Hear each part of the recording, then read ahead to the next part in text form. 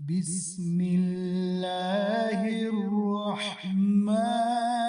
الرحیم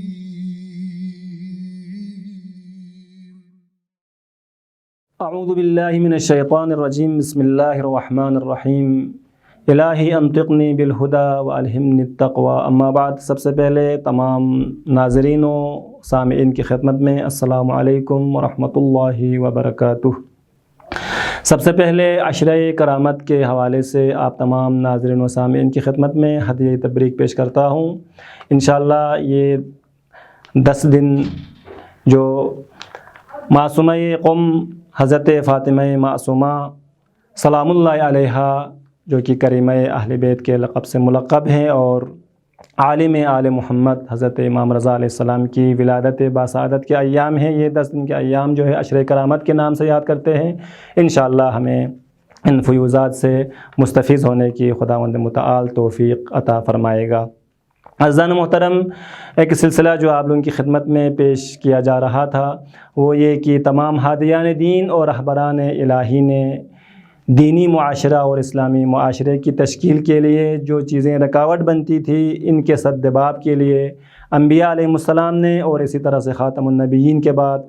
ائمہ علیہ السلام نے اپنی زندگی میں اس الہی فریضے کو انجام دینے کی کوشش کی ہے۔ یہاں تک کہ امام رضا علیہ السلام کا دور آتا ہے تو امام رضا علیہ السلام نے اپنی اس الہی فریضے کی انجام دہی کے لیے اپنے محبان اور اپنے پیروکاروں کو ایسی احادیث کے ذریعے سے روایات کے ذریعے سے ان کی رہنمائی فرمائی ہے۔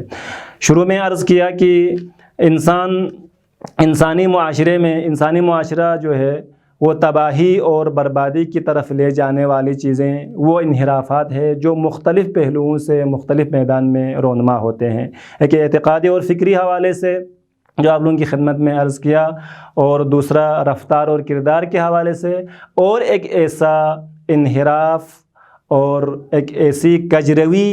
جو کسی معاشرے کے آپس میں جو روابط ہے ان میں جب پایا جاتا ہے تو وہ معاشرہ تباہ و برباد ہو جاتا ہے۔ لہٰذا امام علیہ السلام کی احادیث مبارکہ کثرت سے ہیں اور دوسرے ائمہ علیہ السلام کی حدیث بھی یہاں پر موجود ہے۔ دیکھیں، جب ایک انسان اس کا رابطہ اللہ سے اور ایک دفعہ ایک انسان کا رابطہ اپنے خانوادہ اور اپنے گھر والوں سے ہے اور ایک دفعہ اس کا رابطہ معاشرے میں رہنے والوں سے ہے، لہٰذا ان تمام روابط میں وہ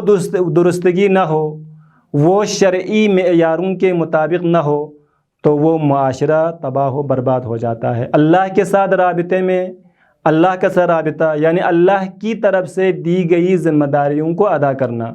اللہ کے ساتھ رابطے میں انسان فردی طور پر اس طرح سے مستعد اور تیار ہے کہ اللہ کی طرف سے جو بھی حکم دیا گیا ہے، لہٰذا اللہ کے تمام احکام پر عمل کرنا اور اللہ کی طرف سے دی گئی اور نہیں کی گئی تمام مناہی سے اپنے آپ کو روکنا، یعنی اللہ کے ساتھ رابطے میں وہ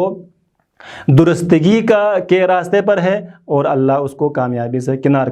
ہمکنار کر دیتا ہے۔ اسی طرح سے جب انسان اپنے روابط اجتماعی روابط میں سب سے پہلا رابطہ انسان کا اپنے گھر والوں سے ہے، اپنی بیوی سے رابطہ، اپنے بیٹے سے، اپنی بیٹی سے، اپنے گھر والوں سے، ماں باپ سے جو رابطہ قائم کیا جاتا ہے اس کو مثبت انداز میں، اس کو شرعی حوالے سے اور اس کو صحیح انداز میں جب یہ رابطہ قائم ہو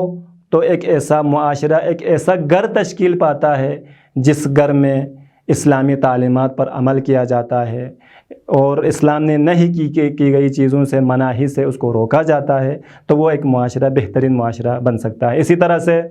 روابط اجتماعی روابط میں دوسرے افراد کے ساتھ جو ہے جب رابطہ بہترین انداز سے ہو تو اور انحراف اور گمراہی سے بچا ہوا ہو تو اس صورت میں جو ہے وہ معاشرہ صحیح معاشرہ کہلا سکتا ہے۔ پیغمبر اکرم صلی اللہ علیہ وآلہ وسلم کے زمانے میں جب ایک جوان احتضار کی حالت میں تھا اور موت کے کشمکش میں، یعنی حیات اور موت کے کشمکش میں تھا، اس کی جان نہیں نکل رہی، سختی ہو رہی تھی، پیغمبر صلی اللہ علیہ وسلم نے اس کے سر کے پاس بیٹھ کر فرمایا کہ اس کی ماں کو بلاؤ۔ جب ماں کو بلایا گیا تو معلوم ہوا کہ وہ ماں اس جوان سے ناراض تھی. جب ماں نے اپنی ناراضگی کی معافی مانگی جب جوان نے، اور جب ماں نے معاف کر دیا تو اس پر جو ہے موت آسان ہو گئی. پیغمبر صلی اللہ علیہ وسلم نے فرمایا کہ یہ دعا پڑھ لیجئے یہاں پر کہ یا من یقبل الیسیر ویعفو عن الکثیر اقبل من الیسیر واعف عن الکثیر انک انت الغفور الرحیم. خداوند متعال انشاءاللہ ہم سب کو ان تمام چیزوں میں، روابط اجتماعی میں تمام افراد کے ساتھ درست اور شرعی حوالے سے ان کے ساتھ اور یعنی درست انداز میں رابطہ قائم کرنے اور ان کے ساتھ اچھے انداز میں، رفتار میں، کردار میں اچھے اعمال ہمیں انجام دینے کی توفیق عنایت فرمائے. والسلام علیکم ورحمۃ اللہ وبرکاتہ.